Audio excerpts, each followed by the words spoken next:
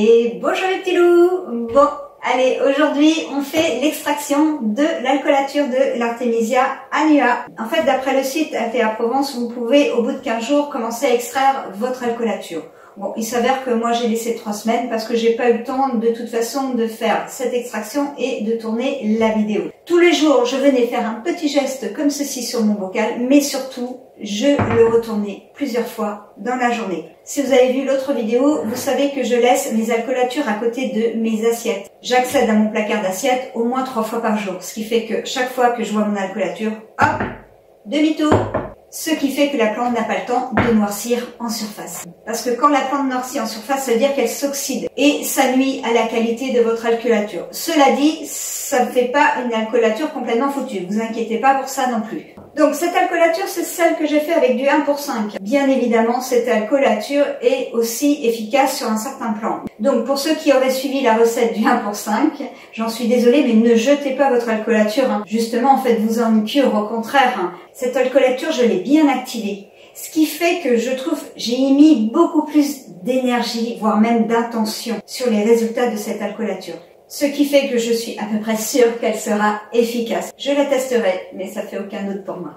Il y a évidemment plusieurs façons d'extraire en fonction de ce que vous possédez à la maison. Moi ici, j'ai une sorte de couscoussière en verre ou avoir des systèmes de pressage. Je vous montre là où j'aurai de la place. Celle-ci n'est pas la vérité absolue, c'est juste ma méthode. Du coup, pour cette méthode, j'utilise un tissu qui est un tissu synthétique, mais il a la particularité d'avoir des trous un petit peu plus larges et du coup de ne pas être absorbant. Je le place comme ceci.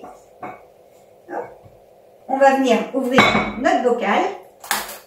Hop, c'est parti. Hop, voilà. Aidez-vous d'une cuillère si ça ne sort pas.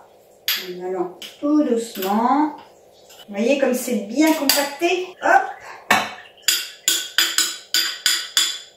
Et vous allez venir recouvrir. Voilà. Comme ceci. Prêt à presser davantage tout à l'heure. Mais pour l'instant, vous allez voir. Je ne m'embête pas. Je vais tout simplement mettre un récipient par-dessus. Voilà. Et sur ce récipient, ça vous paraît un peu scrabreux, mais voilà, j'ai une très grosse pierre. Elle fait au moins 10 kilos. C'est lourd. Voilà. Je vais rester juste le temps que je sois sûre que ce soit bien stabilisé. On entend l'alcoolature s'écouler. Je vais laisser comme ça un quart d'heure, 20 minutes pour attendre que ce soit bien pressé. Et on va venir filtrer tout à l'heure. Voilà, petite pause. Et nous revoilà au bout d'un quart d'heure à peu près. Donc il faut savoir que pendant ce quart d'heure-là, je suis justement en train de revoir la recette de l'alcoolature à la base. Et en même temps, je suis allée voir les pressoirs. Je pense que pour l'année prochaine, j'investirai dans un pressoir. Mais avant de vous présenter un pressoir en lien, par exemple, affilié à Amazon, je veux être sûre qu'il soit de bonne qualité et ne pas vous présenter un produit complètement défectueux. Pour l'instant, c'est Système D. Pendant ce quart d'heure, je suis revenue quand même plusieurs fois pour appuyer sur la pierre. En fait, c'est une grosse pierre de schiste qu'on trouve facilement ici. Voilà, je repose. Ouf.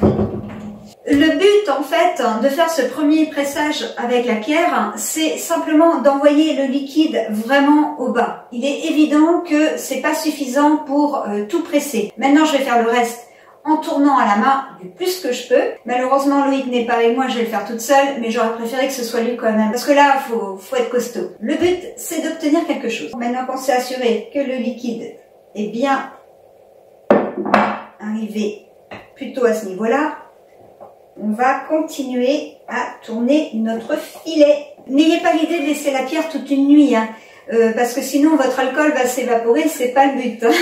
Un quart d'heure, là, déjà, voilà, c'est suffisant. Voilà. Prenez du temps pour faire ça, voyez, laissez vraiment la pression. Essayez de remettre ça pour voir.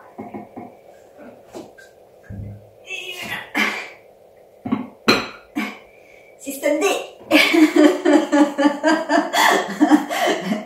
Je me demande si je vais pas fabriquer un truc, parce que presse à l'atelier. Ce serait peut-être plus facile avec sa presse, ou bien comme je vous dis, investir dans une presse pour la cuisine. Bon, j'ai regardé les prix, c'est pas donné. Bon, ça a l'air pas mal, hein. J'entends plus trop couler. Puis de toute façon, je suis à bout de force. Allez, hop, on arrête. Ouh.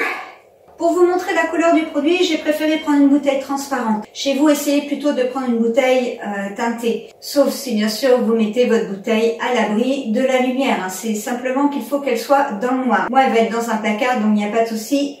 Je peux la mettre dans celle-ci. Donc, il va vous falloir un entonnoir. Pas hésiter à forcer un peu pour que ce soit bien solide. Ça, c'est un petit système qui est bien d'avoir chez soi, parce qu'en cas de panne d'électricité, vous pouvez toujours faire du café, ça c'est pratique. Et je mets le tout, voilà, sur l'entonnoir. Voilà, ça se tient, faut que ce soit à peu près droit. Assurez-vous que l'ensemble soit relativement solide quand même, que vous ne perdiez pas votre alcoolature, ce serait dommage. Et j'utilise des filtres, alors des filtres non blanchis. Hop, c'est parti. Ça c'est pour filtrer les petits résidus, hein, tout simplement. On va attendre un peu. Vous voyez le genre de bêtises qu'il ne faut pas faire. Faites pas comme moi. Tenez vos affaires. J'ai de la chance dans mon malheur, c'est que c'est retombé dans la gamelle. Donc, Et voilà mes petits loups, on arrive à la fin de la filtration. Mais on voit bien au fond qu'il y a des résidus. Assurez-vous que votre bouchon soit hermétique. S'il n'y a pas de petite capsule un petit peu rembourrée au fond, à ce moment-là, il vaudra mieux utiliser ce type de bouchon. Parce que les alcoolatures, vous pouvez les garder plusieurs années. Donc en fait, c'est pour ça que c'est important de les noter. Cette année, que ce soit pour mes bocaux ou mes alcoolatures, j'ai investi dans un crayon comme ceci. Parce que faire des jolies étiquettes, c'est bien, mais après, il faut les décoller.